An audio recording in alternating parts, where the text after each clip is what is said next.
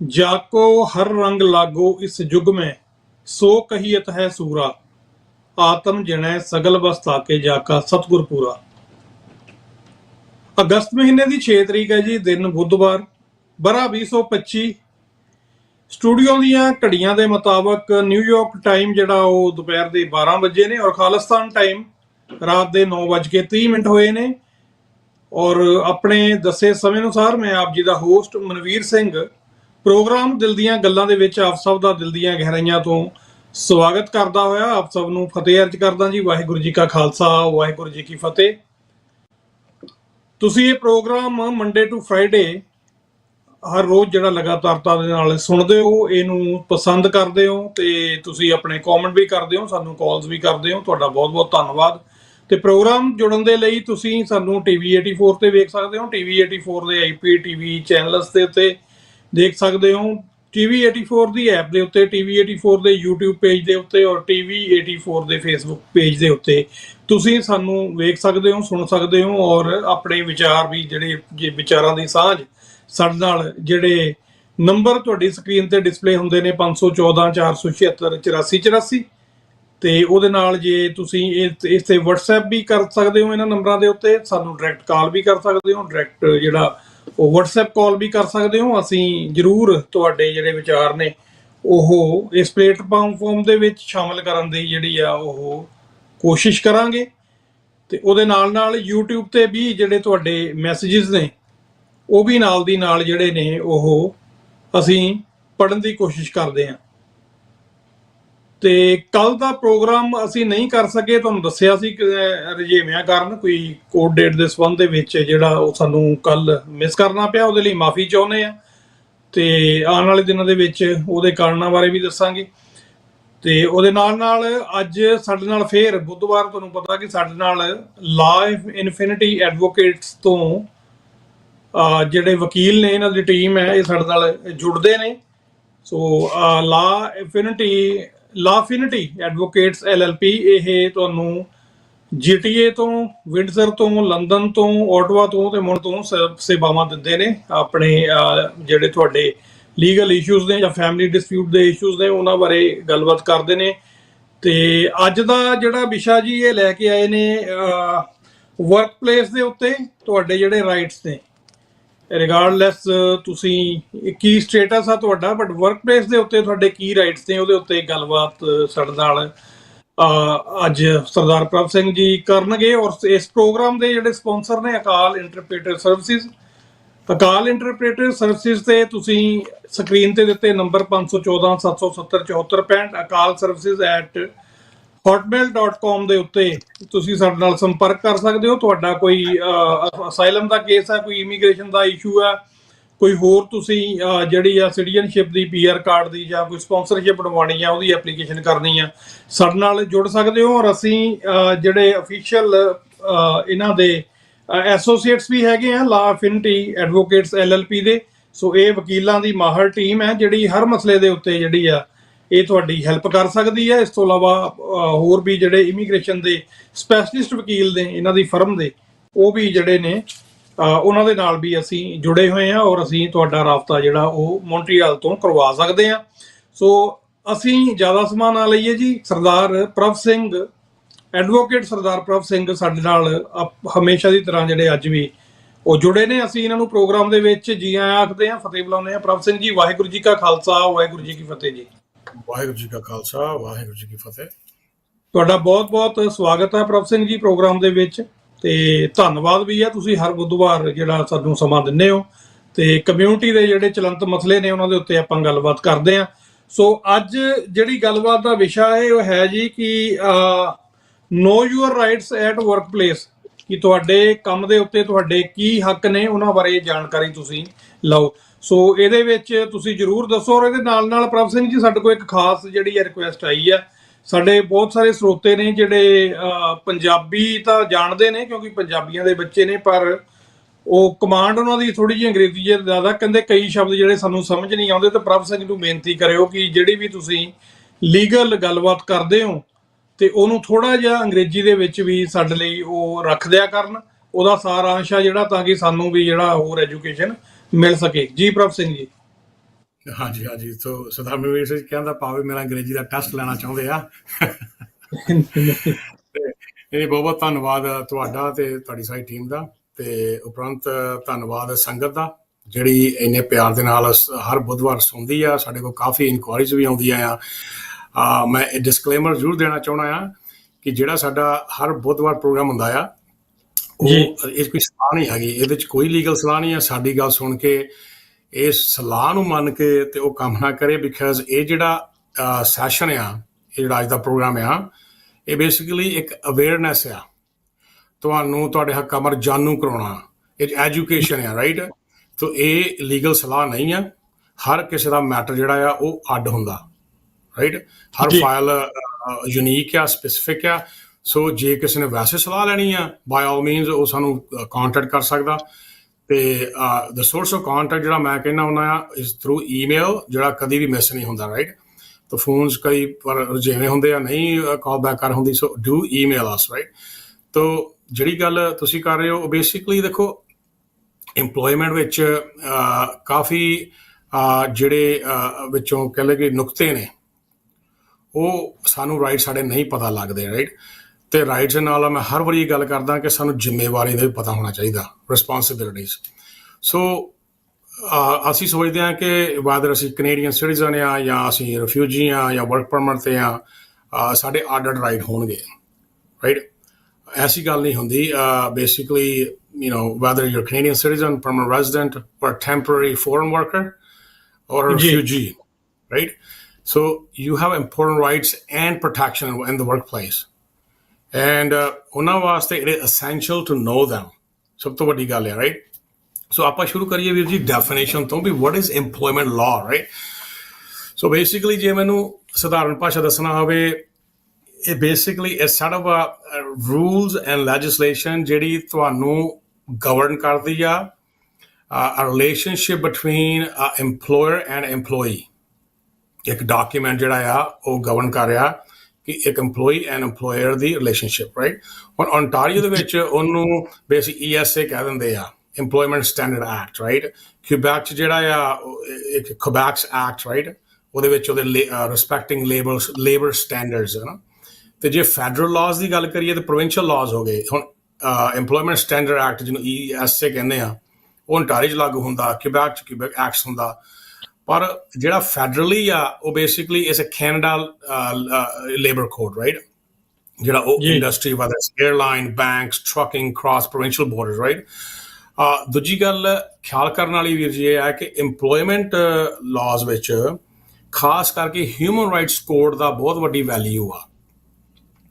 Human rights code ਜਿਹੜਾ ਆ ਉਹਦੇ ਗਰਾਊਂਡਸ ਹੁੰਦੇ ਆ ਉਹ ਇਹ ਤੁਹਾਨੂੰ ਪ੍ਰੋਟੈਕਸ਼ਨ ਦਿੰਦਾ ਆ ਕਿ ਚਾਹੇ ਤੁਹਾਡਾ ਕੋਈ ਧਰਮ ਆ ਕੋਈ ਬੋਲੀ ਆ ਜੈਂਡਰ ਆ ਤੁਹਾਡੀ based on your citizenship right ਉਹਦੇ ਤੇ ਡਿਸਕ੍ਰਿਮੀਨੇਸ਼ਨ ਨਾ ਕੀਤੀ ਜਾਵੇ ਇਹ ਪ੍ਰੋਟੈਕਟਡ ਗਰਾਊਂਡਸ ਨੇ ਫੋਰ ਐਗਜ਼ਾਮਪਲ ਕਈ ਵਾਰ ਜਦੋਂ ਕੋਈ ਨੌਕਰੀ ਲੈਣ ਜਾਂਦਾ ਇਮੀਗ੍ਰੈਂਟ ਆ ਉਹਦਾ ਐਕਸੈਂਟ ਆ ਉਹਦੇ ਐਕਸੈਂਟ ਦੇ ਆਧਾਰ ਤੇ ਉਹਨੂੰ ਜੌਬ ਨਹੀਂ ਦਿੱਤੀ ਜਾਂਦੀ ਹਾਲਾਂਕਿ ਉਹਦੀ ਸਾਰੀ ਕੁਆਲੀਫਿਕੇਸ਼ਨ ਹੈ that is discrimination human rights code ਤੁਹਾਨੂੰ ਪ੍ਰੋਟੈਕਟ ਕਰਦਾ ਦੂਜੀ ਉਦਾਹਰਨ ਤੁਹਾਨੂੰ ਦਿੰਦਾ ਕਿ ਫੋਰ ਐਗਜ਼ਾਮਪਲ ਸੇ ਕਿਸੇ ਭੈਣ ਦੀ ਇੰਟਰਵਿਊ ਆ ਰਾਈਟ ਉਹ ਇੰਟਰਵਿਊ ਦੇਣ ਗਏ ਐਂਡ ਜੇ ਇੰਪਲੋਇਰ ਨੇ ਗੱਲ ਪੁੱਛੀ ਕਿ are you pregnant right and obviously ਭੈਣ ਨੇ ਕਿਹਾ ਵੀ ਯੈਸ ਐਂਡ ਦੈਨ ਉਹਨੂੰ ਜੌਬ ਨਾ ਮਿਲੀ that is discrimination ਠੀਕ ਹੈ ਕਿਉਂਕਿ ਤੁਹਾਨੂੰ ਇੰਟਰਵਿਊ ਉੱਤੇ ਕੋਈ ਸਵਾਲ ਜਿਹੜੇ ਉਹ ਨਹੀਂ ਕਰ ਸਕਦੇ ਤੁਹਾਡਾ family status for example if the employer ask you are you married right ਕਿਉਂਕਿ ਕਈ ਵਾਰ ਇੰਪਲੋਇਰ ਕਹਿੰਦੇ ਇਫ ਯੂ ਮੈਰਿਡ ਤੁਸੀਂ ਲੰਮੇ ਸਮੇਂ ਤੱਕ ਲਈ ਕੰਮ ਨਹੀਂ ਕਰ ਸਕਦੇ for example say you won't be able to do 12-hour shift or say you may not be able to do night shift or whatnot that is also discrimination ਜੀ ਰਾਈਟ ਜੈਂਡਰ ਤੇ ਗੱਲ ਨਹੀਂ ਹੋ ਸਕਦੀ ਵੀ ਭੈਣਾਂ ਵਾਸਤੇ ਕੰਮ ਅੱਡ ਤੇ ਵੀਰਾਂ ਵਾਸਤੇ ਅੱਡ ਸੋ ਇਹ ਸਾਰੀਆਂ ਚੀਜ਼ਾਂ ਨੂੰ ਤੁਹਾਡਾ even colour right you are protected under human rights code ਠੀਕ ਆ ਉਸ ਤੋਂ ਬਾਅਦ ਦੂਜਾ ਲਾਜ਼ ਹੁੰਦੇ ਆ ਆਕੂਪੇਸ਼ਨਲ ਹੈਲਥ ਐਂਡ ਸੇਫਟੀ ਲਾਜ਼ ਉਹਦੇ ਵਿੱਚ ਜਿਹੜੀ ਚੀਜ਼ਾਂ ਆਉਂਦੀਆਂ ਹੈ ਕਿ ਤੁਸੀਂ ਕੋਈ ਕੰਮ ਕਰ ਰਹੇ ਹੋ ਤੇ ਤੁਸੀਂ ਕੰਫਰਟੇਬਲ ਫੀਲ ਨਹੀਂ ਕਰਦੇ ਰਾਈਟ ਤੇ ਤੁਸੀਂ ਜਵਾਬ ਦੇ ਸਕਦੇ ਹੋ ਕਿ ਮੈਂ ਇਹ ਕੰਮ ਕੰਫਰਟੇਬਲ ਨਹੀਂ ਕਰ ਰਿਹਾ ਤੇ ਗਿਵ ਮੀ ਅਕੋਮੋਡੇਸ਼ਨ, ਰਾਈਟ? ਜੇ ਉਹ ਤੁਹਾਨੂੰ ਅਕੋਮੋਡੇਸ਼ਨ ਨਹੀਂ ਦਿੱਤੀ ਜਾਂਦੀ, then employer is violating your rights, right? So ਇਹ generic ਜਿਹਾ ballpark ਆ ਵੀ what is employment law and what other acts are intact with it, right? So ਹੁਣ the another question or the subsequent ਜਿਹੜਾ topic ਆ ਜਾਂਦਾ ਆ ਕਿ workers' rights across Canada, right? Workers ਦੇ rights ਕੀ ਆ? ਹੁਣ ਦੇਖੋ ਜੇ ਆਪਾਂ ਕੱਲ੍ਹ Quebec ਦੀ ਗੱਲ ਕਰਨੀ ਹੋਵੇ, Quebec has its own provincial legislation, right?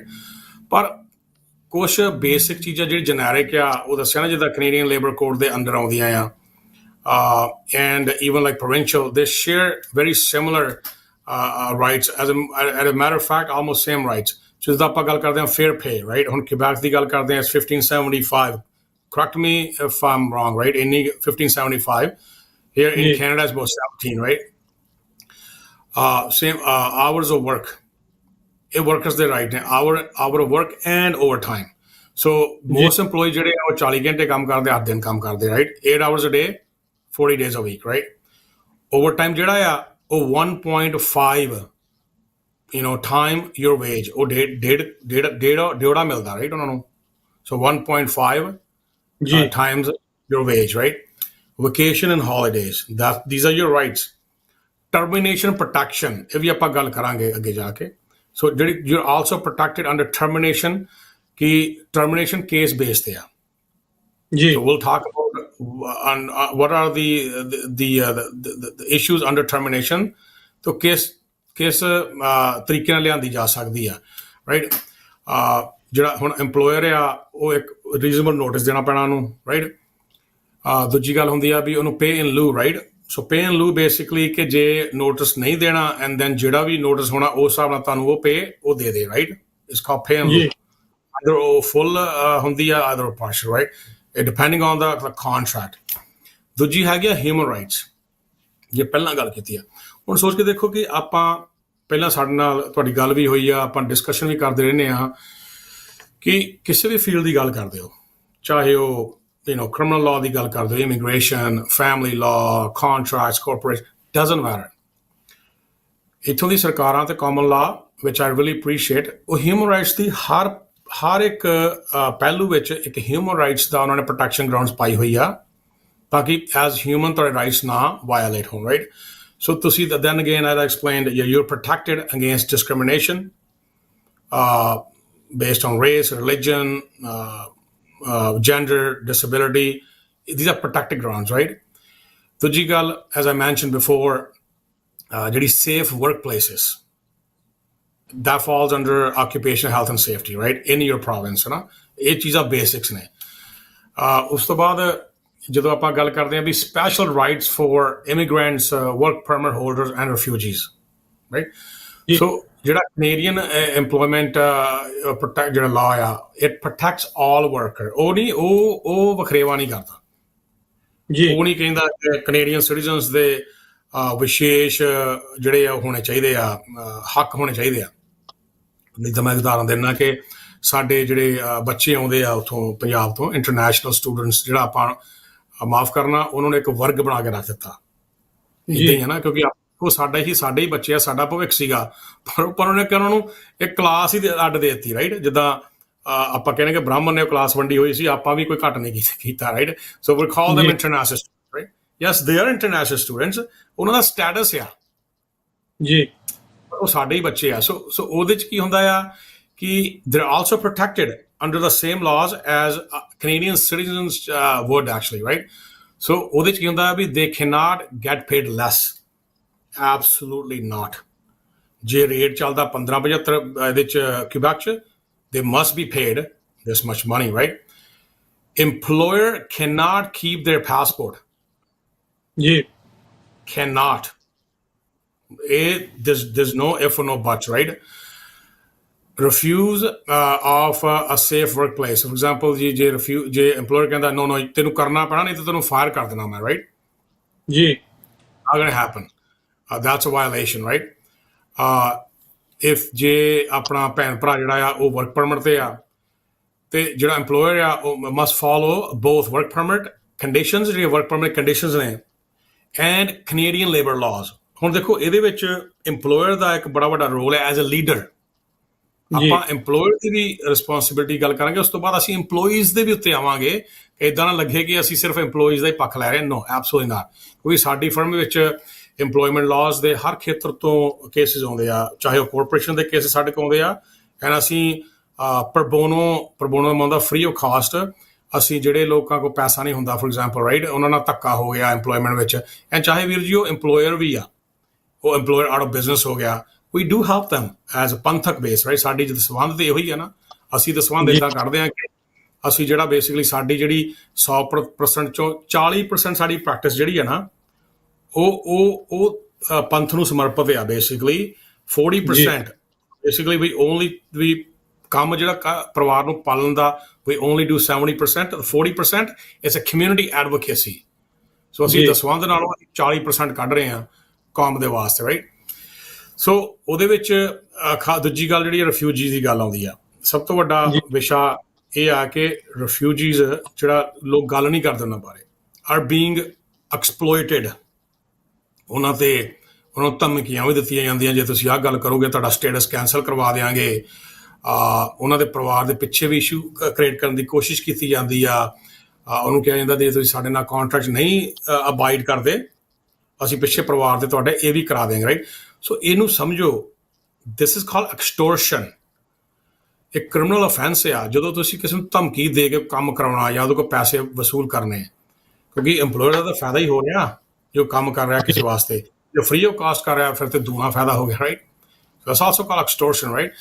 ਤਾਂ ਉਹਦੇ ਵਿੱਚ ਰਿਫਿਊਜੀ ਜਿਹੜੇ ਆ and asylum seekers, right, have the same employment standards. ਕੋਈ ਪੱਖਪਾਤ ਨਹੀਂ ਹੈਗਾ, ਠੀਕ ਹੈ। ਸੋ ਇਹ ਸੀਗੇ ਮੂਲ ਜਿਹੜੇ ਉਹਨਾਂ ਦੇ ਗਰਾਊਂਡਸ। ਤਾਂ ਆਪਾਂ ਅੱਗੇ ਗੱਲਬਾਤ ਬਾਅਦ ਚੋਂ ਕਰਦਾ। ਤੁਸੀਂ ਤੁਹਾਡਾ ਕੋਈ ਸਵਾਲ ਹੋਵੇ ਜਾਂ ਕੋਈ ਸੋਚਾਂ ਦਾ ਕੋਈ ਸਵਾਲ? ਕਈ ਸਵਾਲ ਇਹਦੇ ਚ ਜਿਹੜੇ ਆ ਉਹ ਨਿਕਲਦੇ ਆ। ਸਭ ਤੋਂ ਪਹਿਲਾਂ ਤਾਂ ਆਪਾਂ ਗੱਲ ਕੀਤੀ ਆ, ਜਿੱਦਾਂ ਤੁਸੀਂ ਕਿਹਾ ਕਿ ਕੋਈ ਵੀ ਤੁਹਾਡੀ ਜਿਹੜੀ ਪ੍ਰਾਪਰਟੀ ਆ, ਤੁਹਾਡਾ ਕੋਈ ਵੀ ਇੰਪਲੋਇਰ ਆ ਜਿਹੜਾ ਉਹ ਹੋਲਡ ਨਹੀਂ ਕਰ ਸਕਦਾ ਐਜ਼ ਅ ਸਿਕਿਉਰਿਟੀ। ਜਿਵੇਂ ਕਿਸੇ ਸਿਟੀਜ਼ਨ ਨੂੰ ਨਹੀਂ ਇਹ ਕਿਹਾ ਜਾ ਸਕਦਾ ਕੈਨੇਡੀਅਨ ਨੂੰ ਕਿ ਤੂੰ ਜੌਬ ਕਰਨੀ, ਸਾਡੇ ਕੋਲ ਆਪਣਾ ਪਾਸਪੋਰਟ ਦੇ ਜਾ, right. It's out of context. ਮਤਲਬ ਤੁਸੀਂ ਆਊਟ ਆਫ ਇੰਪਲੋਇਰ ਜਿਹੜਾ ਲਾਅ ਆ ਉਹਦੇ ਆ ਵੀ ਤੁਸੀਂ ਉਹ ਨਹੀਂ।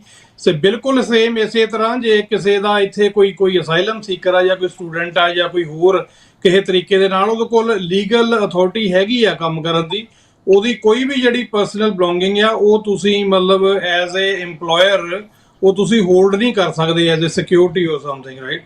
ਸੋ ਇਹੀ ਭਾਵ ਹੋਇਆ ਤੁਹਾਡੀ ਗੱਲ ਦਾ? ਬਿਲਕੁਲ ਇਦਾਂ ਹੀ ਆ। ਅੱਛਾ, ਇੱਥੇ ਇੱਕ ਸਵਾਲ ਆ ਕਿ ਜਿਵੇਂ ਹੁਣ ਆਪਾਂ ਨੂੰ ਪਤਾ ਕਿ ਜਿਹੜਾ ਆਨਲਾਈਨ ਕਲਚਰ ਆ ਜਿਹੜਾ ਉਹ ਜ਼ਿਆਦਾ ਵੱਧ ਰਿਹਾ ਨਾ, ਵਰਚੁਅਲ ਕਲਚਰ ਆ ਜਿਹੜਾ ਉਹ ਜ਼ਿਆਦਾ ਵੱਧ ਰਿਹਾ। ਮੀਟਿੰਗਸ ਵੀ ਜ਼ੂਮ ਤੇ ਹੁੰਦੀਆਂ ਨੇ, ਇੰਪਲੋਇਮੈਂਟਸ ਵੀ ਜਿਹੜੀ ਆ ਉਹ ਐਪਸ ਦੇ ਰਾਹੀਂ ਕੀਤੀ ਜਾਂਦੀ ਆ, ਤੇ ਬਹੁਤ ਸਾਰੇ ਐਸੇ ਇੰਪਲੋਈਜ਼ ਨੇ ਜਿਹੜੇ ਬੈਠੇ ਹੋਰ ਮੁਲਕਾਂ ਦੇ ਵਿੱਚ ਨੇ ਤੇ ਕੰਮ ਇੱਥੇ ਦੀਆਂ ਕੰਪਨੀਆਂ ਲਈ ਕਰ ਰਹੇ ਨੇ। ਕੀ ਉਹਨਾਂ ਦੇ ਜਿਹੜੇ ਰਾਈਟਸ ਆ ਉਹ ਵੀ ਸਿਮਿਲਰ ਨੇ?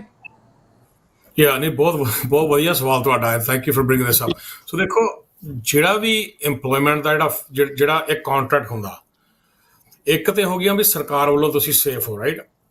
ਉਹ ਤੇ ਸਰਕਾਰੀ ਲੈਜਿਸਲੇਸ਼ਨ ਜਿਹੜੀ ਹੈ ਐਜ਼ ਅ ਸਟੈਂਡਰਡ ਜਿਹੜਾ ਉਹ ਤੁਹਾਨੂੰ ਪ੍ਰੋਟੈਕਟ ਕਰ ਰਹੀ ਇੰਪਲੋਈਜ਼ ਦੇ ਰਾਈਟਸ ਨੂੰ, ਜਿਹੜੇ ਅੰਡਰ ਲੇਬਰ ਕੋਡ ਦੇ ਅੰਡਰ ਆ ਜਾਂਦੇ ਆ, ਰਾਈਟ। ਕਿਉਂਕਿ ਫੈਡਰਲ ਆ, ਉਸ ਤੋਂ ਬਾਅਦ ਪ੍ਰੋਵਿੰਸ਼ੀਅਲ ਆ, ਉਸ ਤੋਂ ਬਾਅਦ ਪਰਸਨਲ ਜਿਹੜੀ ਪਾਲਿਸੀਜ਼, ਇਹਨੂੰ ਕਹਿੰਦੇ in house policies.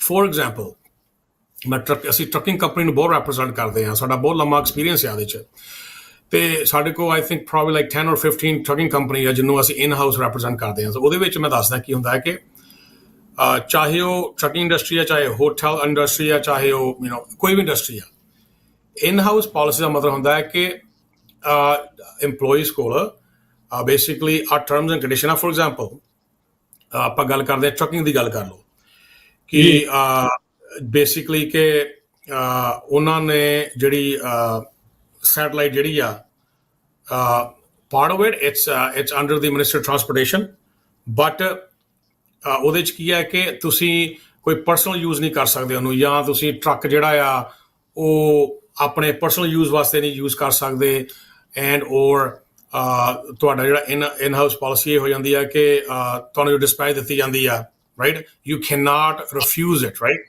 Think about on top of that ਤੁਸੀਂ ਆਪਣਾ ਟਰੱਕ ਕਲੀਨ ਰੱਖਣਾ ਔਨ ਟਾਪ ਆਫ ਦੈਟ ਤੁਸੀਂ ਆਪਣੇ ਫੋਰ ਐਗਜ਼ਾਮਪਲ ਉਦਾਹਰਨ ਦੇ ਰਿਹਾ ਤੁਹਾਨੂੰ ਕਿ ਤੁਸੀਂ ਪਾਰਕਿੰਗ ਜਿਹੜੀ ਆ ਟਰੱਕ ਟ੍ਰੇਲਰ ਦੀ ਲਾਉਣੀ ਆ ਜਦੋਂ ਵਾਪਸ ਟ੍ਰਿਪ ਕਰਕੇ ਆਉਂਦੇ ਜੇ has to be a certain spot right otherwise you'll be imposed a say $50 or $100 fine right ਉਹਨਾਂ ਦੀਆਂ ਇਨ ਹਾਊਸ ਪਾਲਿਸੀਜ਼ ਨੇ ਜੇ employer ਕੋਈ ਵੀ ਵਾਇਲੇਸ਼ਨ ਨਹੀਂ ਕਰਦਾ ਰਾਈਟ ਸੇ ਗਵਰਨਮੈਂਟ ਵਾਇਲੇਸ਼ਨ ਜਿਹੜੀ ਅੰਡਰ ਦਾ ਐਕਟ ਆਉਂਦੀ ਆ ਤੇ employer ਦੀ ਗੱਲ ਕਰ ਸੌਰੀ employee ਕਵੇ ਕਿ ਦੇਖੋ ਜੀ ਮੇਰੇ ਨਾਲ ਧੱਕਾ ਹੋ ਗਿਆ ਬਿਕਾਜ਼ ਮੇਰੇ ਪੈਸੇ ਕੱਟ ਲਏ ਇਸਨੇ ਤੇ ਉਹਦੇ ਵਿੱਚ ਇਹ ਵੀ ਹੈ ਕਿ EMPLOYEE ਦਾ ਇੱਕ EMPLOYER ਦਾ ਕੰਟਰੈਕਟ ਹੁੰਦਾ ਵੀ ਉਹਦੇ ਵਿੱਚ ਜੇ ਤੇ EMPLOYEE ਨੇ ਐਕਸੀਡੈਂਟ ਕੀਤਾ ਇਟਸ ਕਾਲਡ ਵਿਲਫੁਲ ਡੈਮੇਜ ਰਾਈਟ ਉਹ ਵਿਲਫੁਲ ਡੈਮੇਜ ਜਿਹੜਾ ਆ ਉਹ EMPLOYER ਬੇਅਰ ਨਹੀਂ ਕਰੂਗਾ EMPLOYEE ਬੇਅਰ ਕਰੂਗਾ ਰਾਈਟ ਡਿਡਕਸ਼ਨਸ ਹੋ ਗਈਆਂ ਸੋ ਇਹ ਚੀਜ਼ਾਂ ਕੀ ਕਰਦੀਆਂ ਕਿ EMPLOYER ਨੂੰ ਪ੍ਰੋਟੈਕਟ ਕਰਦੀਆਂ ਆ ਉਹਦੇ ਫਾਈਨੈਂਸ਼ੀਅਲ ਆਪਰੇਸ਼ਨ ਤੋਂ ਤਾਂ ਕਿ ਉਹ ਘਾਟੇ ਨਾ ਚੱਲ ਜੇ ਫੋਰ ਐਗਜ਼ਾਮਪਲ ਜੇ ਹਰ ਇੱਕ EMPLOYEE ਨੁਕਸਾਨ ਕਰੀ ਜਾਵੇ and employer ਨੇ ਆਪਣੀ ਜੇਬ ਤੋਂ ਭਰ ਨਹੀਂ ਸਕਦਾ obviously so there's some sort of accountability right ਉਹ accountability ਨੂੰ maintain ਕਰਨ ਵਾਸਤੇ contract ਆ so that contract is violated by the employee that is a breach ਉਹ unlawful breach ਆ so employee will be in trouble ਤੁਹਾਡਾ ਦੂਜਾ ਸਵਾਲ ਸੀਗਾ ਵੀ under what laws ਜਿਹੜੇ ਜਿਹੜੇ international employees ਉਹ protected ਨੇ ਜੀ under the terms and condition of the in-house policy okay ਦੂਜੀ ਗੱਲ ਆ ਕਿ ਜਿੱਥੇ employment ਆ right they're also protected under that ਕਿਉਂਕਿ ਜਿਹੜੀ ਉਹਨਾਂ ਨੂੰ ਤਨਖਾਹ ਮਿਲਣੀ ਆ ਉਸ ਬੇਸ ਤੇ ਮਿਲਣੀ ਆ you see what I mean ਕਿਉਂਕਿ ਜੇ ਫੋਰ ਐਗਜ਼ਾਮਪਲ ਜੇ ਆਪਾਂ ਉਦਾਹਰਨ ਦਿੰਦੇ ਆ ਕਿ ਇੱਥੋਂ ਦੀ ਕੰਪਨੀ ਜੇ ਮੈਕਸੀਕੋ 'ਚ ਬੇਸਡ ਆ ਜੀ ਰਾਈਟ ਐਂਡ ਉਹਦੇ 'ਚ ਮੈਕਸੀਕੋ ਲਾਜ਼ ਹੋਣਗੇ ਕਿ ਇੱਥੋਂ ਦੇ ਲਾਜ਼ ਹੋਣਗੇ ਜੀ ਉਹਦੇ 'ਚ basically both party will come to ਕਹਿ ਲਓ ਵੀ ਐਨ ਅਗਰੀਮੈਂਟ ਰਾਈਟ ਜਿਹੜਾ ਪਰਸਨਲ ਕੰਟਰੈਕਟ ਉਹਨਾਂ ਦਾ ਹੋਊਗਾ ਇੱਕ ਤੇ ਉਹ ਹੋਣਾ if the employer violates the border jurisdiction for example Mexico ਦੇ EMPLOYEES ਨੂੰ ਐਕਸਪਲੋਇਟ ਕਰਨਾ ਸ਼ੁਰੂ ਕਰਤਾ EMPLOYEES ਕੋ ਹੱਕ ਆ ਕਿ ਉੱਥੋਂ ਦੇ ਕਾਨੂੰਨ ਨੂੰ ਲਿਆ ਕੇ ਕਿਉਂਕਿ ਦੇਖੋ EMPLOYEE ਜਿਹੜਾ ਸਿਚੁਏਟਡ ਹੈ ਉੱਥੇ ਉਹ ਦੂਜੇ ਮੁਲਕ ਦਾ ਬਸ਼ਿੰਦਾ ਹੈ ਰਾਈਟ ਤੇ ਉਹਨੂੰ ਐਕਸਪਲੋਇਟ ਕੀਤਾ ਜਾਂਦਾ ਹੈ ਧੱਕਾ ਹੁੰਦਾ ਉਹ ਉੱਥੇ ਉਹ ਕੇਸ ਕਰ ਸਕਦਾ ਆ ਇਨ देयर jurisdiction ਜੀ ਓਕੇ ਪਰ ਦੈਨ ਅਗੇਨ ਮੈਂ ਇਹ ਸਭ ਨੂੰ ਖਿਆਲ 'ਚ ਰੱਖਣ ਵਾਸਤੇ ਆਈ ਆਲਵੇਸ ਆਸਕ ਹਰ ਇੱਕ ਪਹਿਲੂ ਤੇ ਜਦੋਂ ਵੀ ਚਾਹੇ ਤੁਸੀਂ ਕੋਈ ਵੀ ਕੰਟਰੈਕਟ ਸਾਈਨ ਕਰਨ ਤੋਂ ਪਹਿਲਾਂ ਬਹੁਤਾ ਟਾਈਮ ਨਹੀਂ ਲੱਗਦਾ ਤੇ ਬਹੁਤਾ ਖਰਚਾ ਨਹੀਂ ਹੁੰਦਾ ਹਾਇਰ ਐਡਵੋਕੇਟ ਉਹਨੂੰ ਕਹੋ ਕਿ okay pay them like I don't know ਕਿੰਨਾ ਚਾਰਜ ਕਰਦੇ ਆ $250 $300 ਰਾਈਟ ਉਹ ਪੜਵਾ ਲਓ ਜਾਂ ਫਿਰ ਸਾਡੇ ਕਮਿਊਨਿਟੀ ਵਿੱਚ ਐਡਵੋਕੇਟਸ ਹੁੰਦੇ ਆ ਰਾਈਟ ਉਹ ਪੜ੍ਹ ਸਕਦੇ ਆ ਕਿਉਂਕਿ ਮੇਰਾ ਕਹਿਣ ਦਾ ਮਤਲਬ ਹੈ ਕੋਈ ਚੀਜ਼ ਸਾਈਨ ਕਰਨ ਤੋਂ ਪਹਿਲਾਂ ਉਹਨੂੰ ਤੁਸੀਂ ਇੱਕ ਐਵਰ ਐਕਸਪਰਟ ਦੇ ਕੋਲੋਂ ਉਹ ਨਿਗਾਹ ਮਰਵਾ ਕੇ and then sign it number 2 ਜਦੋਂ ਤੁਸੀਂ EMPLOYER ਦੇ ਕੋਲੋਂ ਕੰਟਰੈਕਟ ਲੈ ਲਿਆ EMPLOYER has the duty to explain everything on the contract before you sign it. You have all the time in the world. Basically, ਏਦਾਂ ਨਹੀਂ ਰਸ਼ ਨਹੀਂ ਕਰਨਾ ਜੇ EMPLOYER ਤੁਹਾਨੂੰ ਰਸ਼ ਕਰਾਉਂਦਾ say you know that's fine just sign it ਆਪਾਂ ਬਾਅਦ ਚ ਡਿਸਕਸ ਕਰ ਲਾਂਗੇ no absolutely not. EMPLOYER has to give you know his effort his time to make you understand that contract right ਤੁਹਾਡੇ ਸਵਾਲ ਜਿਹੜੇ ਉਹਨੂੰ ਕਲੀਅਰ ਕਰਨੇ ਪੈਣੇ ਆ ਤੇ ਉਹ ਤੁਹਾਡੇ ਕੋ ਅੰਡਰ ਕਹਿ ਲਓ ਵੀ ਡਿਊਰੈਸ ਦਾ ਮਤਲਬ ਹੁੰਦਾ ਵੀ ਪ੍ਰੈਸ਼ਰਾਈਜ਼ ਕਰਕੇ ਸਾਈਨ ਨਹੀਂ ਕਰਾ ਸਕਦਾ ਸੋ if this happens you are protected under the civil law ਜੀ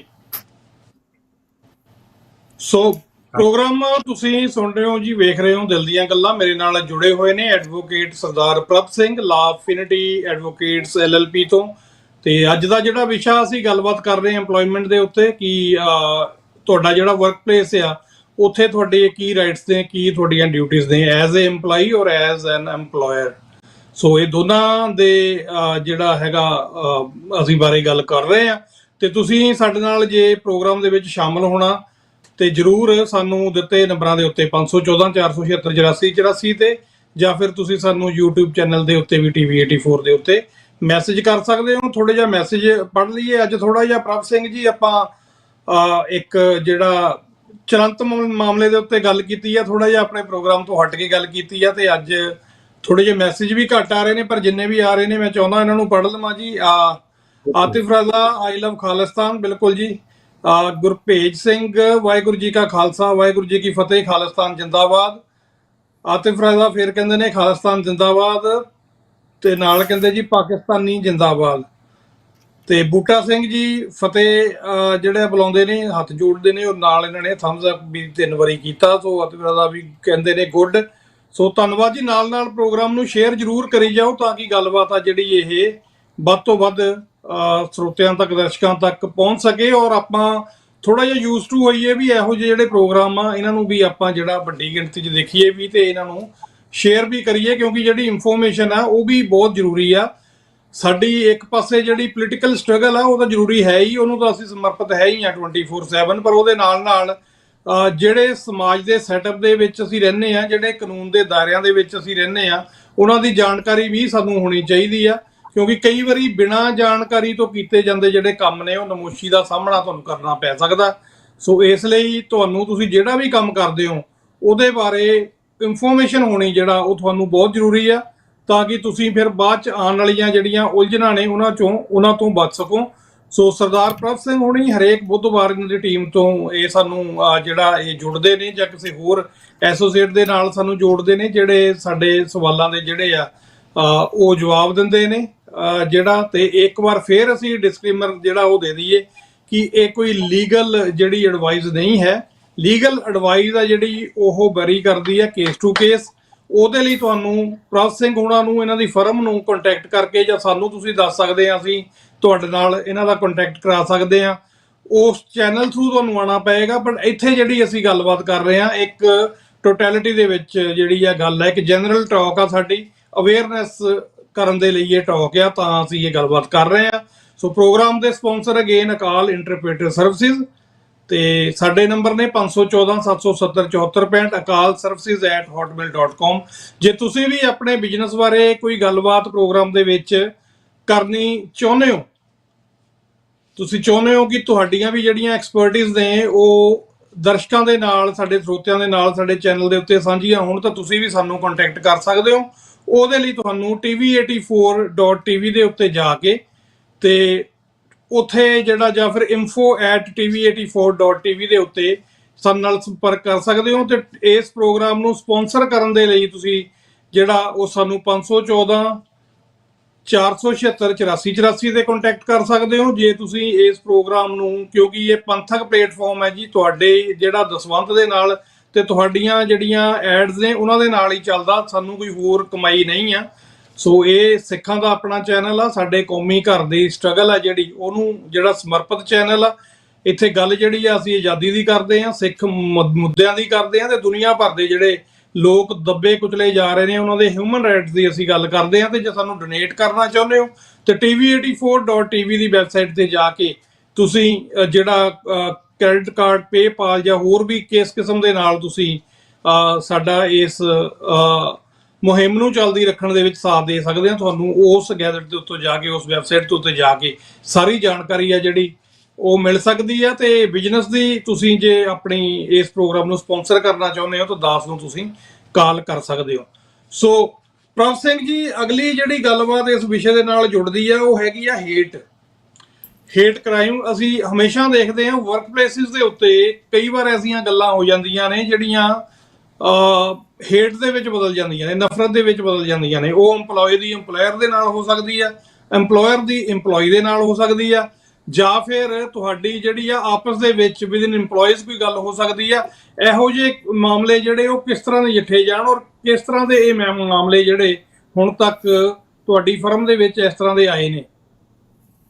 ਹਾਂਜੀ ਵੀਰ ਜੀ, ਸਭ ਤੋਂ ਪਹਿਲਾਂ ਨਾ ਕਿਸੇ ਵੀ ਇਸ਼ੂ ਨੂੰ ਸਮਝਣ ਵਾਸਤੇ ਤੇ ਉਹਦਾ ਸੋਲੂਸ਼ਨ ਕੱਢਣ ਤੋਂ ਪਹਿਲਾਂ ਨਾ ਤੁਹਾਨੂੰ ਬੇਸਿਕਲੀ ਆਪਣੇ ਹੱਕ ਜਾਣਨੇ ਬਹੁਤ ਜ਼ਰੂਰੀ ਆ। ਜਿੱਦਾਂ ਮੈਂ ਤੁਹਾਨੂੰ ਪਹਿਲਾਂ ਗੱਲ ਕੀਤੀ ਹੈ ਕਿ ਇੱਥੋਂ ਦਾ ਕਾਨੂੰਨ ਜਿਹੜਾ ਆ ਉਹ ਸਟੇਟਸ ਬੇਸਡ ਡਿਸਕ੍ਰਿਮੀਨੇਸ਼ਨ ਨਹੀਂ ਕਰਦਾ, ਕਿਉਂਕਿ ਆਬਵੀਅਸਲੀ ਅਸੀਂ ਸੋਚਦੇ ਹਾਂ ਕਿ ਸ਼ਾਇਦ ਇਹਦਾ ਕੇਸ ਹੋਊਗਾ। ਐਬਸੋਲੂਟਲੀ ਨਾਟ। ਮੈਂ ਪਹਿਲਾਂ ਵੀ ਕਹਿੰਦਾ ਆ ਕਿ ਜਿਹੜਾ ਚਾਰਟਰ ਰਾਈਟਸ ਐਂਡ ਫਰੀडम ਹੈ ਨਾ, charter of rights and freedom ਜਿਹੜਾ ਆ ਉਹ ਸਾਡਾ ਇੱਕ ਕਹਿ ਲਓ ਵੀ ਇੱਕ ਤਰ੍ਹਾਂ ਦੀ ਜਿੱਦਾਂ ਕ੍ਰਿਸਚਨ ਆਪਣੀ ਬਾਈਬਲ ਕਹਿ ਦਿੰਦੇ ਆ, ਇਟਸ ਐਗਜ਼ੈਕਟ ਸੇਮ ਥਿੰਗ। ਉਹ ਕਨਸਟੀਟਿਊਸ਼ਨ ਆ, ਇਟ ਪ੍ਰੋਟੈਕਟਸ ਯੂ। ਨਾਲ ਦੀ ਨਾਲ ਜਿਹੜਾ ਹਿਊਮਨ ਰਾਈਟਸ ਕੋਡ ਆ, ਜਿੱਦਾਂ ਓਨਟਾਰੀਓ ਦਾ ਹਿਊਮਨ ਰਾਈਟਸ ਕੋਡ ਦੀ ਗੱਲ ਕਰਦੇ ਆ ਆਪਾਂ, ਇਕੱਲੇ ਪ੍ਰੋਵਿੰਸ਼ੀਅਲ ਇਹਦੇ ਉਹ ਵੀ ਤੁਹਾਨੂੰ ਪ੍ਰੋਟੈਕਟ ਕਰ ਰਿਹਾ। ਮੈਂ ਪਹਿਲਾਂ ਗੱਲ ਕੀਤੀ ਆ based on your gender, race, religion, creed, right, family status, ਸਾਰਾ ਪ੍ਰੋਟੈਕਟ ਕਰਦਾ। ਹੁਣ ਜਿਹੜੀ ਹੇਟ ਕ੍ਰਾਈਮ ਆ on employment or work places, ਉਹ ਮੈਜੋਰਟੀ ਕਿੱਥੋਂ ਹੁੰਦੇ ਆ? ਉਹ ਇਮੀਗ੍ਰੇਸ਼ਨ ਨਾਲ ਕਿਉਂ ਹੁੰਦੇ ਆ? ਕਿਉਂਕਿ ਉਹਨਾਂ ਨੂੰ ਐਕਸੈਪਟ ਨਹੀਂ ਕੀਤਾ ਜਾਂਦਾ। ਇਹਦੇ ਦੋ ਰੀਜ਼ਨ ਨੇ। ਐਕਸੈਪਟ ਨਹੀਂ ਕੀਤਾ ਜਾਂਦਾ ਬਿਕਾਜ਼ ਇੱਕ ਫ੍ਰਿਕਸ਼ਨ ਪੈਦਾ ਹੋ ਜਾਂਦੀ ਆ ਕਿ ਉਹ ਸਾਡਾ ਕੰਮ ਖੋ ਰਹੇ ਆ, ਰਾਈਟ, ਉਹ ਸਾਡਾ ਕੰਮ ਖੋ ਰਹੇ ਆ। ਅਤੇ ਉਹਨਾਂ ਦੇ ਨਾਲ ਫਿਰ ਕਹਿ ਲਓ ਕਿ ਕੁਝ ਐਸੀ ਚੀਜ਼ਾਂ ਹੁੰਦੀਆਂ ਆ, ਫੋਰ ਐਗਜ਼ਾਮਪਲ ਕਿ ਉਹਨਾਂ ਦੀ ਦਸਤਾਰ 'ਤੇ ਗੱਲ ਕੀਤੀ ਗਈ, ਉਹਨਾਂ ਦੇ ਐਕਸੈਂਟ 'ਤੇ, ਅਤੇ ਉਹ ਚੀਜ਼ ਜਿਹੜੀ ਆ ਉਹ ਪਹਿਲਾਂ ਹੇਟ ਇੰਸੀਡੈਂਟ ਤੋਂ ਸ਼ੁਰੂ ਹੁੰਦੀ ਹੈ। ਹੇਟ ਇੰਸੀਡੈਂਟ ਹੋ ਗਿਆ ਕਿ ਫੋਰ ਐਗਜ਼ਾਮਪਲ ਕੋਈ ਚੀਜ਼ ਲਿਖ ਕੇ ਲਾ ਦਿੱਤੀ ਅਤੇ ਉਹਦਾ ਕੋਈ ਰੇਸ਼ੀਅਲ ਸਲਰਸ ਹੋ ਗਏ। ਹੇਟ ਕ੍ਰਾਈਮ ਉਦੋਂ ਹੁੰਦਾ ਆ ਵੀ ਜਦੋਂ ਉਸ ਹੇਟ ਇੰਸੀਡੈਂਟ ਨੂੰ ਯੂਜ਼ ਕਰਕੇ ਤੁਸੀਂ ਕਿਸੇ ਵਰਗ ਉੱਤੇ ਇੱਕ ਪਰਸਨਲ ਅਟੈਕ ਕਰੋ ਅਤੇ ਉਹਦੀ ਡਿਗਨਿਟੀ, ਉਹਦੀ ਬੇਸਿਕਲੀ ਭਾਵਨਾਵਾਂ ਨੂੰ ਠੇਸ ਪਹੁੰਚਾਓ। It's a hate crime. ਅਤੇ ਉਹ ਜਿਹੜਾ ਤਬਦੀਲ ਉਹ ਫਿਜ਼ੀਕਲ ਕੌਨਫਰੰਟੇਸ਼ਨ ਵੀ ਹੋ ਜਾਂਦਾ, ਰਾਈਟ। ਹੁਣ ਇਹ ਤੇ ਹੋ ਗਈ ਗੱਲ ਕਿ ਦੂਸਰਾ ਪਾਸਾ ਸਾਡੇ ਨਾਲ ਕਰਦਾ ਬਿਕਾਜ਼ ਉਹ ਸਾਨੂੰ ਐਕਸੈਪਟ ਨਹੀਂ ਕਰ ਰਹੇ।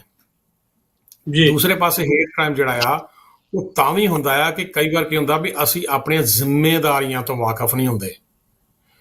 ਉਹ ਜਿਹੜੀ ਜ਼ਿੰਮੇਦਾਰੀਆਂ ਆ ਬੇਸਿਕਲੀ ਉਹ ਕੀ ਕਰਦੇ, ਜਦੋਂ ਅਸੀਂ ਉਹ ਵਾਇਲੇਟ ਕਰ ਦਿੰਦੇ ਆ ਵਰਕ ਪਲੇਸਿਸ 'ਤੇ, ਉਹ ਬੇਸਿਕਲੀ ਉਹ ਅਸੀਂ ਉਹ ਟੀਮ ਦਾ ਪਾਰਟ ਨਹੀਂ ਬਣ ਸਕਦੇ। ਸਮਝੋ ਗੱਲ ਨੂੰ।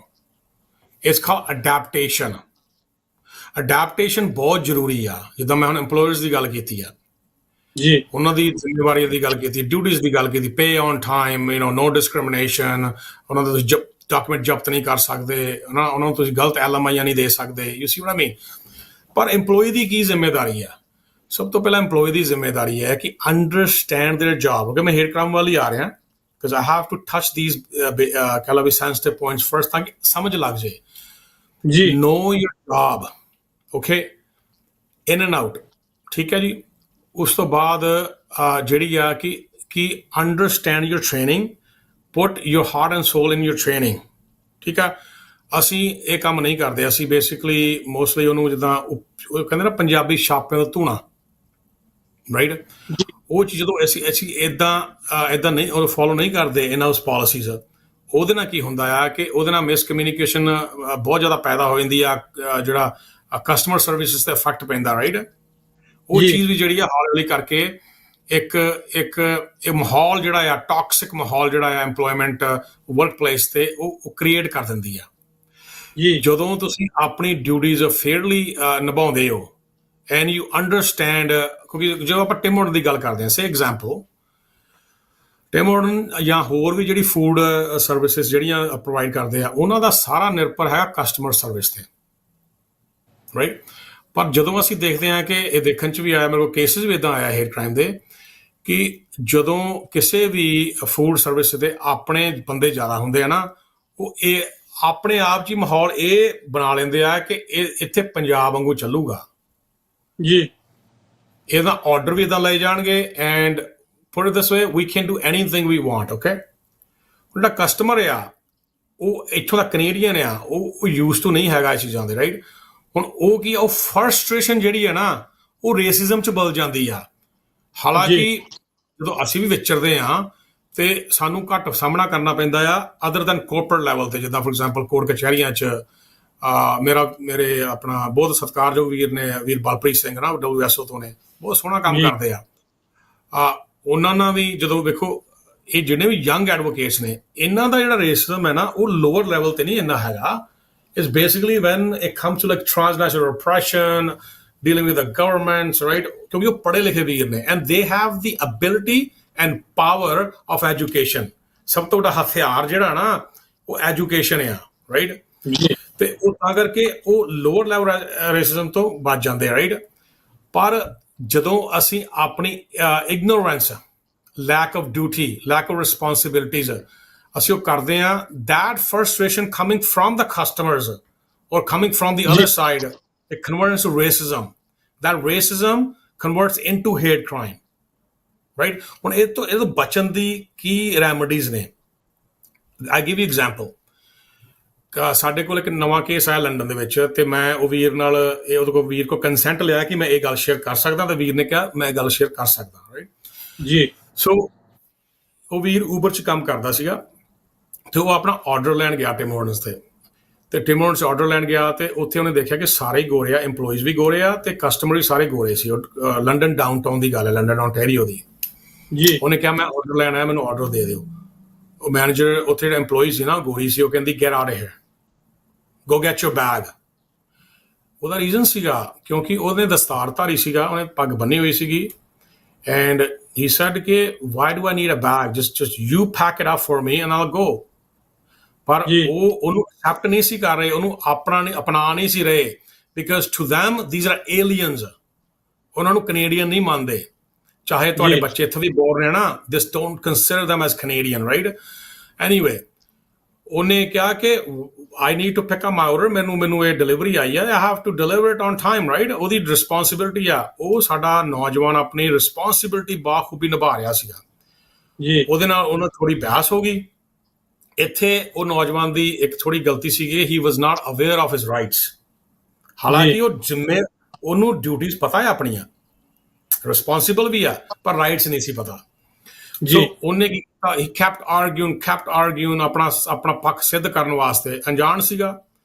ਉੱਥੇ ਕੀ ਹੋਇਆ ਭਾਈ ਸਾਹਿਬ ਕਿ ਸਟਾਫ ਨੇ ਪਬਲਿਕ ਨੂੰ, ਕਸਟਮਰਸ ਨੂੰ, ਟਿਮ ਹਾਰਟਨਸ ਕਾਫੀ ਲੈਣਾ, ਉਹਨੂੰ ਇਨਸਟੀਗੇਟ ਕਰਤਾ, and they made this communication error into a hate crime ਜੀ। ਉੱਥੇ ਇੱਕ ਗੋਰਾ ਸੀਗਾ, ਜਿਹੜੀ ਸਾਡੇ ਕੋਲ ਵੀਡੀਓ ਡਾਕੂਮੈਂਟਸ ਵੀ ਆ ਗਏ ਆ, ਉਹ ਗੋਰਾ ਤੇ ਉਹਦੇ ਨਾਲ ਦੀ ਜਵਾਨ ਧੀ, ਉਹਨੇ ਉਸ ਸਿੰਘ ਨੂੰ ਕਿਹਾ ਕਿ shit head, okay, towel head, go back to your country, you slum Indian, okay। ਉਹਨਾਂ ਵੀ ਗੱਲ ਕਿਹਾ ਕਿ you guys poop everywhere, ਜਿਹੜਾ ਵਸਾਗਾ ਬੀਚ ਦਾ ਇਨਸੀਡੈਂਟ ਹੋਇਆ, poop everywhere, you don't belong here, ਉਹ ਸਿੰਘ ਇੱਕ ਵਾਰ ਕਿਹਾ, ਦੋ ਵਾਰ ਕਿਹਾ, and he got provoked। ਇੱਥੇ ਮੈਂ ਸਾਰੇ ਸਰੋਤਿਆਂ ਨੂੰ ਗੱਲ ਕਹਿਣਾ, listen, do not get provoked। ਭਾਵ ਤੁਸੀਂ ਉਹਨਾਂ ਦੀ ਗੱਲਾਂ 'ਚ ਨਾ ਆਓ ਤੇ ਉਹਨਾਂ ਨੂੰ ਕਨਫਰੰਟ ਨਾ ਕਰੋ। ਉਹ ਇਹੋ ਹੀ ਚਾਹੁੰਦੇ ਆ ਕਿ ਤੁਸੀਂ ਉਹਨਾਂ ਨੂੰ ਲੜਾਈ ਕਰਨ ਚੱਲੋ ਤੇ ਉਹ ਫਾਇਦਾ ਚੁੱਕ ਸਕਣ। ਐਨੀਵੇ, ਸੋ ਉਹ ਬੰਦਾ ਟਿਮ ਹਾਰਟਨਸ ਤੋਂ ਸਟੈਪ ਆਊਟ ਹੋ ਗਿਆ। ਉਹ ਜਿਹੜਾ ਗੋਰਾ ਤੇ ਉਹ ਗੋਰੀ ਸੀਗੇ, ਉਹਨੂੰ ਫਾਲੋ ਕੀਤਾ ਮੁੰਡੇ ਨੂੰ। ਹਾਲਾਂਕਿ ਦੈਨ ਮੁੰਡੇ ਨੇ ਪੁਲਿਸ ਕਾਲ ਕੀਤੀ। ਜਦੋਂ ਪੁਲਿਸ ਆ ਰਹੀ ਸੀਗੀ, ਉਸ ਗੋਰੇ ਨੇ ਉਹਦੇ ਤੇ ਕਾਫੀ ਸੁੱਟਤੀ ਗਰਮ ਇੱਥੇ ਧੌਣ ਤੇ, ਰੈਸ਼ਿਸ ਪੈ ਗਏ, ਤੇ ਉਹਦੀ ਵੀਡੀਓ ਬਣਾਉਣ ਲੱਗ ਗਿਆ, ਤੇ ਉਹ ਕੈਮਰਾ ਉਹਦੇ ਏਦਾਂ ਕਰਤਾ। ਉਹਨੇ ਉਹਨੂੰ ਪਿੱਛੇ ਕੀਤਾ ਵੀ ਸਟੇ ਅਵੇ ਫਰੋਮ ਮੀ, ਆਪਣੇ ਸਿੰਘ ਨੇ ਵੀ ਸਟੇ ਅਵੇ ਫਰੋਮ ਮੀ।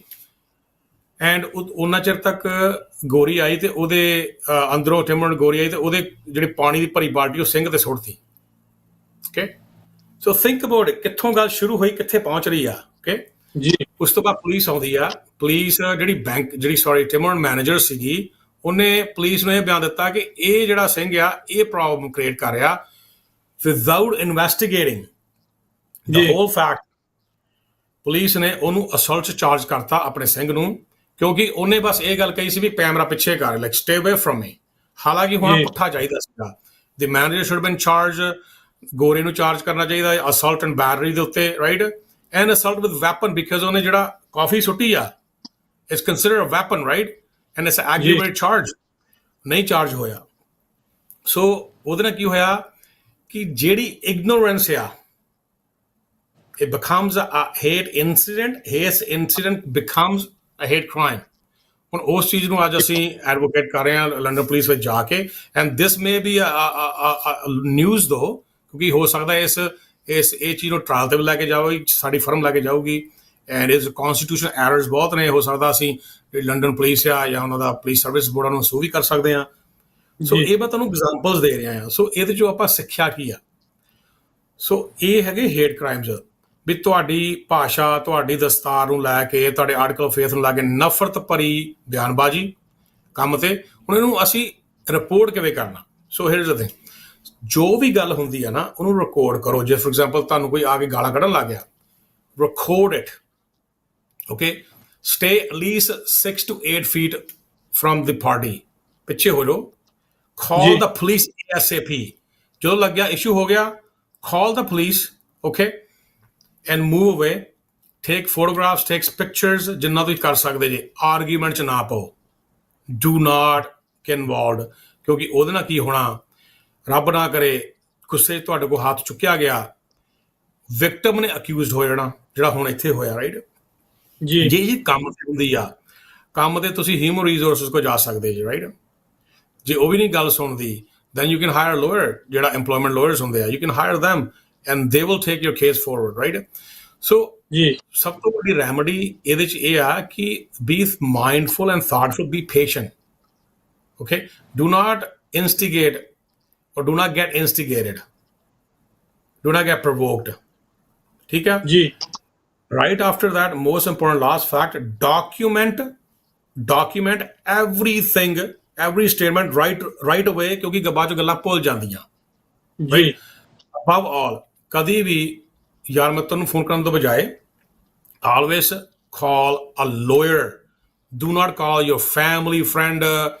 ਆਪਾਂ ਕਈ ਵਾਰ ਕਮੇਟੀਜ਼ ਨੂੰ ਵੀ ਕਾਲ ਕਰ ਲੈਂਦੇ ਹਾਂ, which is wonderful thing, ਅਸੀਂ ਚਾਹੁੰਦੇ ਹਾਂ ਕਰੋ, ਪਰ ਤਾਂ ਕਰੋ ਕਿ if they have some sort of knowledge, ਤੇ ਜੇ ਉਹਨਾਂ ਨੇ ਤੁਹਾਡਾ ਇਸ ਵਿਸ਼ੇ ਨੂੰ ਪਰਸਨਲ ਰੱਖਣਾ ਹੈ, ਜੇ ਉਹ ਤੁਹਾਡਾ ਵਿਸ਼ਾ ਚੁੱਕ ਕੇ ਤੇ ਪੋਲੀਟੀਕਲ ਬਣਾ ਦਿੰਦੇ ਆ, that is exploitation। so call a lawyer right away, ਤੇ ਆਪਣੇ ਵਕੀਲਾਂ ਨੂੰ ਕਾਲ ਕਰੋ, ਆਪਣੇ ਪੈਸੇ ਬਚਾਓ। ਗੋਰਿਆਂ ਨੂੰ ਕਾਲ ਕਰਦੇ, they will not help you other than taking away for your money and literally skin you, right? ਤੇ ਇਹ ਚੀਜ਼ਾਂ ਵਿੱਚ ਸਾਵਧਾਨੀ ਵਰਤਣ ਦੀ ਲੋੜ ਹੈ, ਰਾਈਟ। ਜੀ ਜੀ। ਹੁਣ ਇੱਥੇ ਗੱਲ ਇੱਕ ਹੋਰ ਪੁਆਇੰਟ ਆਊਟ ਹੁੰਦੀ ਆ ਪ੍ਰਭ ਸਿੰਘ ਜੀ, ਆਪਾਂ ਇਹ ਲਾਸਟ ਸਵਾਲ ਹੀ ਆ, ਫਿਰ ਆਪਾਂ ਕਨਕਲੂਡ ਕਰਾਂਗੇ। ਲਾਸਟ ਸਵਾਲ ਮੇਰਾ ਇਹ ਆ ਕਿ ਜਿਵੇਂ ਤੁਸੀਂ ਕਿਹਾ ਕਿ ਰਾਈਟ ਅਵੇ ਤੁਸੀਂ ਵੀਡੀਓਗ੍ਰਾਫੀ ਕਰੋ, ਉਹਦੇ 'ਚ ਵੀ ਕਈ ਵਾਰੀ ਆਬਜੈਕਸ਼ਨ ਕਰ ਦਿੱਤਾ ਜਾਂਦਾ, ਇਹ you can not shoot me ਨਾ, ਜਾਂ you can not take picture without my permission. So ਇਹਦੇ 'ਚ ਕੀ ਕਹਿੰਦਾ ਕਾਨੂੰਨ? ਆਪ ਸੋ ਦੇਖੋ, you are allowed to videography on a public place, you have the right to do this, absolutely। if ਦੇਖੋ ਜਿਹੜੀ ਤੁਹਾਨੂੰ ਪ੍ਰੋਟੈਕਟ ਕਰ ਰਹੀ ਹੈ, you collecting evidence, right? you can, so ਦੇਖੋ ਇਹਦੇ 'ਚ one side consent ਹੁੰਦਾ। for example, say ਤੁਸੀਂ ਉਹਦੀ ਵੀਡੀਓ ਕਰਨ ਲੱਗ ਗਏ, right? the person knows that you're videotaping, right? ਉਹਨੂੰ ਪਤਾ ਲੱਗ ਗਿਆ ਨਾ, that is more than enough, absolutely। ਇਹਦੇ 'ਚ ਕੋਈ ਇਹ ਗੱਲ ਨਹੀਂ ਹੈਗੀ ਕਿ ਉਹਨੇ ਕੰਸੈਂਟ ਨਹੀਂ ਕੀਤਾ। It only requires one side consent, one side, you have to let the other party know that you're doing this। ਤੇ ਜਦੋਂ ਤੁਸੀਂ ਵੀਡੀਓ ਬਣਾਉਣ ਲੱਗੇ, ਉਹ ਤੇ ਐਕਸਪਲਿਕੇਟ ਹੋ ਗਿਆ ਨਾ, ਕਿ ਉਹ ਸਾਹਮਣੇ ਆ ਗਿਆ ਕਿ ਤੁਸੀਂ ਉਹ ਵੀਡੀਓ ਬਣਾ ਰਹੇ ਹੋ। so that is, letting the other party know, that's all you need to do in this। so you're allowed to do this, you're allowed to protect yourself, allowed to document the scene। ਹਾਂ, ਤੁਸੀਂ you're not a police officer, okay?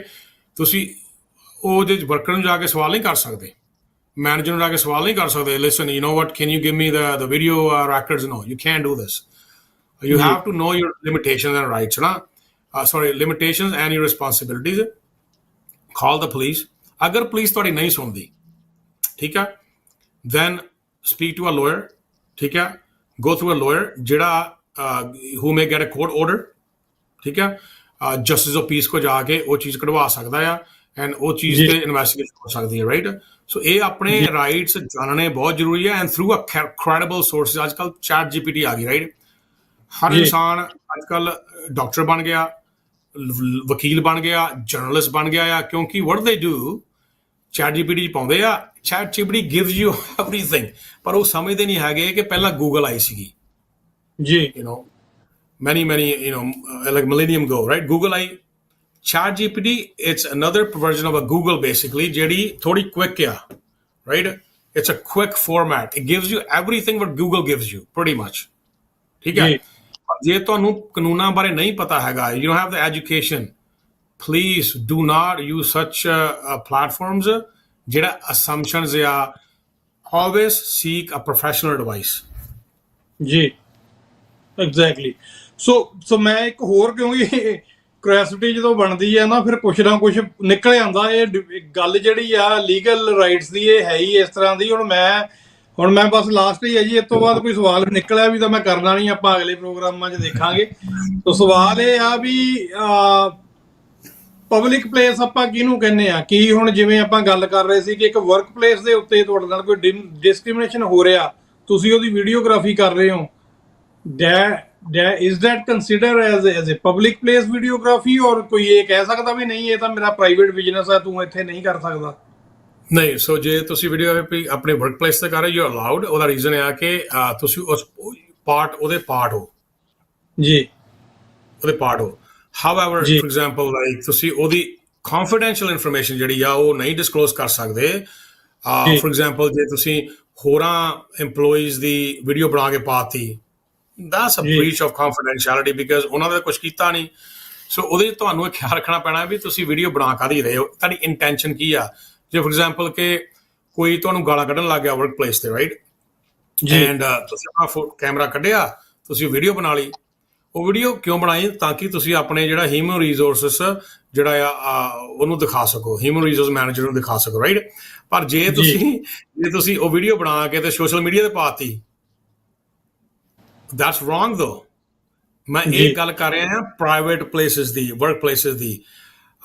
However ਜਿਹੜੀ ਚੀਜ਼ four example ਸੇ ਆਪਾਂ ਉਦਾਹਰਨ ਲੈਂਦੇ ਹਾਂ, ਸੇ church, ਮੰਦਰ, ਮਸਜਿਦ ਜਾਂ ਗੁਰਦੁਆਰੇ ਵਿੱਚ ਕੋਈ ਇਸ਼ੂ ਹੋ ਗਿਆ, ਰਾਈਟ, ਐਂਡ ਤੁਸੀਂ ਉਹਦੀ ਵੀਡੀਓ ਬਣਾਈ ਐਂਡ ਤੁਸੀਂ ਉਹਦੇ ਸੋਸ਼ਲ ਮੀਡੀਆ ਤੇ ਪਾਤੀ, right. Now if your intention is to protect the public interest, for example, ਉਦਾਹਰਨ ਤੇ ਤੌਰ ਤੇ ਕਿ ਇਸ ਜਗ੍ਹਾ ਆ ਲੜਾਈ ਹੋਈ ਆ ਜਾਂ ਇਸ਼ੂ ਹੋਇਆ ਆ, and you awareing the public that please be careful, say use religious institutes for different reasons, ਉਹਦੇ you're safe because you're not naming anybody, you're not defaming anybody, right? ਉਹਦਾ different ਚੀਜ਼ ਹੋ ਜਾਂਦੀ ਆ। ਹੁਣ now back to your question, what is a public place? ਦੇਖੋ, public place is owned by a government, ਠੀਕ ਆ। Public place becomes when there's a Tim Hortons and you're a customer, ਠੀਕ ਆ, and ਉੱਥੇ ਤੁਹਾਨੂੰ ਧੱਕਾ ਹੋ ਗਿਆ, ਠੀਕ ਆ, you are a victim of it। ਹਾਲਾਂਕਿ it is a private entity, but at the same time you are protecting yourself, document ਕਰ ਰਹੇ ਜੇ। ਪਰ ਜੇ ਆਪਾਂ ਕਿਸੇ ਦੇ ਘਰ ਜਾ ਕੇ ਇਹ ਨਹੀਂ ਕਰ ਸਕਦੇ, ਰਾਈਟ।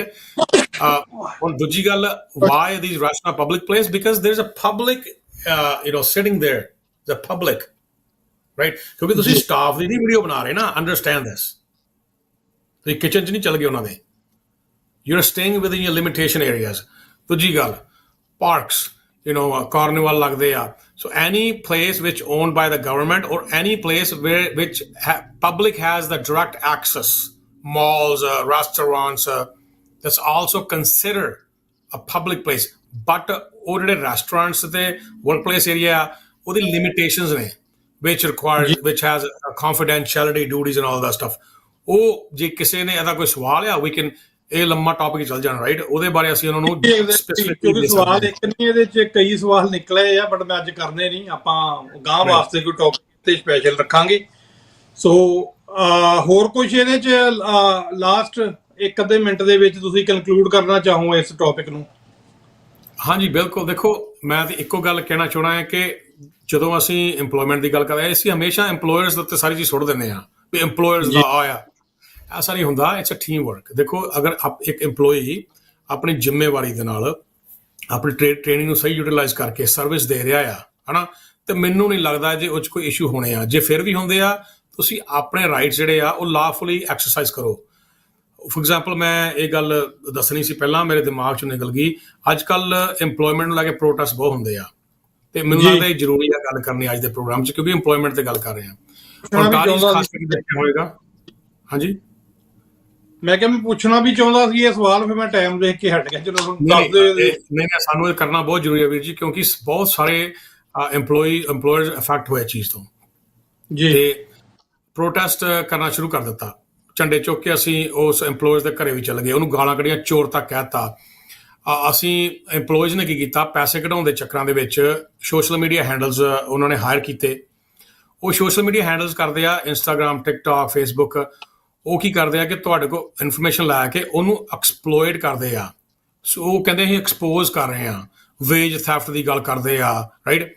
ਮੈਂ ਦੱਸਣਾ ਚਾਹੁੰਦਾ ਹਾਂ ਕਿ ਭਾਵੇਂ ਤੁਹਾਡੀ ਇਨਕਮ ਆ, ਤੁਹਾਡੇ ਉਹ ਫੰਡਸ ਨੇ, ਲਾਫੁਲ ਨੇ, ਤੁਹਾਡੀ ਮਿਹਨਤ ਦੀ ਕਮਾਈ ਆ, ਪਰ ਜਦੋਂ ਤੁਸੀਂ ਧਮਕਾ ਕੇ ਕਿਸੇ ਕੋਲ ਪੈਸੇ ਲੈਂਦੇ ਹੋ ਨਾ, ਉਹ ਐਕਸਟੋਰਸ਼ਨ ਹੁੰਦੀ ਆ ਜੀ। ਜਿਹੜਾ ਤੁਸੀਂ ਐਫਰਟ ਉਹਨੂੰ ਬਦਨਾਮ ਕਰਨ ਚ ਲਾਇਆ, ਜੇ ਕਿਤੇ ਉਹੀ ਐਫਰਟ ਤੁਸੀਂ ਕਮਿਊਨਿਟੀ ਦੇ ਕੋਈ ਸਹਿਯੋਗੀ ਨੂੰ ਜਾਂ ਸੂਝਵਾਨ ਨਾਲ ਗੱਲ ਕੀਤੀ ਹੁੰਦੀ, ਤੁਸੀਂ ਗੁਰਦੁਆਰੇ ਦੀ ਕਮੇਟੀ ਨਾਲ ਗੱਲ ਕਰਦੇ, ਤੁਸੀਂ ਕੋਈ ਵਕੀਲ ਕੀਤਾ ਹੁੰਦਾ ਕਾਬਲ, ਉਹ ਤੁਹਾਨੂੰ ਬਹਿ ਕੇ ਤੁਹਾਡਾ ਕਲੇਮ ਬਣਾਉਂਦਾ।